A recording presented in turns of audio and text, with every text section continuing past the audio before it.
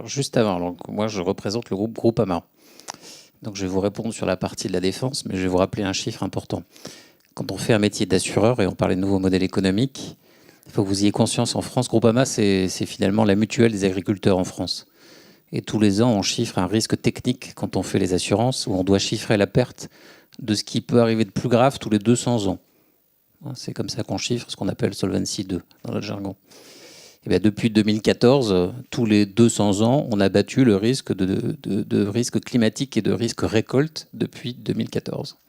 Ce qui veut dire que le groupe Groupama, chaque année, encaisse 1 milliard d'euros de primes pour l'assurance climat et récolte et débourse 1 milliard 600 millions d'euros pour assurer les gens. Ce qui veut dire que chaque année, nous ne sommes plus un acteur privé, mais un acteur public. Puisque finalement, on pâtit, ou on subit en tout cas, le dérèglement climatique, tout ce qui peut être adossé à ça, et on s'est transformé en acteur de l'économie sociale, solidaire, puisque très clairement, la nature en ville c'est bien, mais il n'y aurait plus d'agriculteurs en France si Groupama n'était pas là pour leur assurer leur récolte ou leur territoire. Donc c'est important de le rappeler parce que ça va donner une perspective à ce qu'on peut faire à la défense. Donc moi je suis le schizophrène de la bande. Mais rassurez-vous, je me porte bien. Schizophrène, parce qu'en fait, il faut réaliser un métier immobilier dans un groupe où, quand je l'ai rejoint, on m'a demandé si j'étais diplômé du BSP. Et donc, dans tout ce qu'on a évoqué cet après-midi, le BSP, dans le groupe Groupama, c'est le bon sens paysan. Effectivement, j'ai appris à être diplômé du BSP. Et avec Philippe, notre DG, Thierry Martel, il rappelle à chaque fois qu'il rencontre Philippe Kirmaretta, l'architecte de la Tour The Link, le fait qu'il faut avoir le bon sens paysan. Alors, on est encore rendu plus schizophrène puisque cette tour, qui va faire 250 mètres à la Défense, on la réalise pour le groupe Total. Mais c'est super, on aligne tous les paradigmes. Et donc, on réalise le futur siège mondial de Total, qui, bien évidemment, veut que la tour soit la plus certifiée possible. Vous prenez tous les labels, vous faites la longue liste, vous en prenez 20 si vous voulez. Et puis, il faut que la tour elle soit labellisée avec tout ce qu'il y a de plus labellisé. Et puis, on leur a proposé autre chose quand même, parce que Philippe l'a dit, donc il a fondé l'agence PCA Stream. On leur a dit quand même, il faut faire autre chose que du label. Et comment on ramène dans une nouvelle génération de tours le végétal, la communication avec le dedans-dehors. Et puis effectivement, on va être la tour la plus haute de la Défense, la plus haute de France. Qu'est-ce que vont voir les gens? Donc, on a commencé à faire effectivement des toits végétalisés. Avec les bons substrats, j'espère, où on plantera des arbres. Je ne suis pas sûr qu'ils poussent, mais en tout cas, il y aura de l'évapotransformation. On va essayer d'avoir les meilleurs matériaux qui soient. Le fait qu'effectivement, on a rapporté plus de 10 000 m² de surface dans ce qu'on va construire sur 125 000 m² de surface du bureau. Donc, vous voyez, c'est quasiment 10% des surfaces qui vont être végétalisées. C'est un énorme effort. Et la première chose qu'on a demandé à Total, c'est est-ce que vous en voulez? Ils ont répondu oui. Est-ce que vous voulez les payer? Ils ont répondu non. Donc on va les financer, mais c'est des surfaces que très clairement, un acteur économique comme une société comme Total ne veut pas payer. Donc c'est hors de question qu'on facture un loyer sur ces surfaces. Après, je m'adresse à des gens qui construisent des tours. Mais eux, ils vont me les faire payer. Parce que bien évidemment, ces surfaces coûtent à construire. Elles sont chargées. On paye une surface végétale le même prix qu'une surface fermée, beaucoup plus cher. Beaucoup plus cher.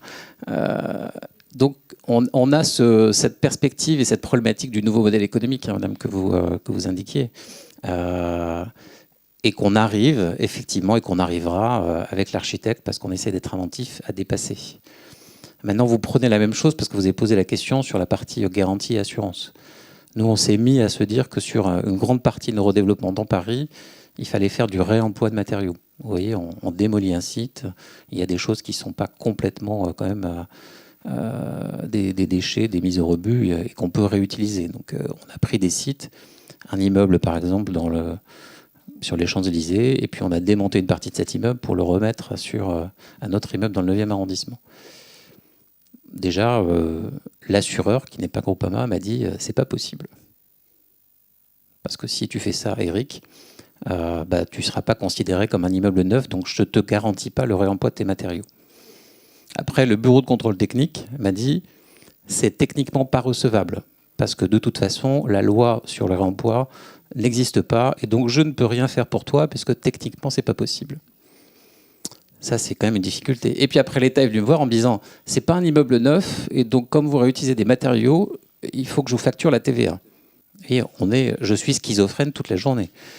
Donc on essaie avec Philippe d'y remédier, par le végétal, par la biodiversité. De temps en temps, avec Jean-Louis aussi, on essaie d'être inventif dans Paris. Mais la problématique qu'on a, elle est effectivement une problématique qui est posée, qui n'est pas individuelle, elle est collective. Quand Philippe a parlé du moi, MOI, effectivement, il a posé la bonne question. On a ensemble une question de fond à se poser qui est que collectivement, on n'a pas du tout mis au point un système qui fait qu'on se parle intelligemment et que le bon sens paysan devrait revenir autour de la table. On a plein de solutions qui ont été effectivement imaginées, qui émergent. Je ne suis pas sûr qu'elles soient toutes bonnes. Une grande partie est bonne.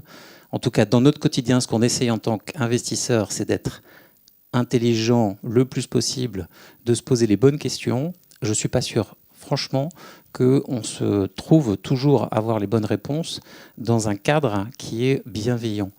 Et c'est vrai que moi, par exemple, on me paye aujourd'hui pour avoir des labels diversité, donc biodiversité. Pour avoir des labels biodiversité, il faut que j'aille expliquer aux agriculteurs en France que je vais transformer leur terrain agricole en forêt.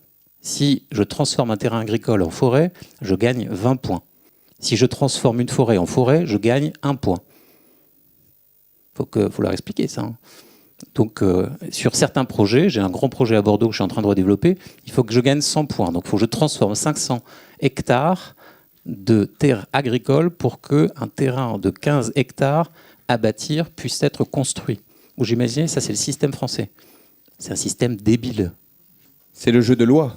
C'est le jeu de loi. Avec ses points. Voilà. Et donc, tous ensemble, ce que je vous invite à faire, c'est que, effectivement, on ne mette pas un gilet jaune, parce que j'en ai pas, mais qu'on se réveille, et que dans ce réveil, on décide tous ensemble demain de poser le questionnement d'une nouvelle économie, d'un nouveau modèle social, et qu'on décide d'être intelligent.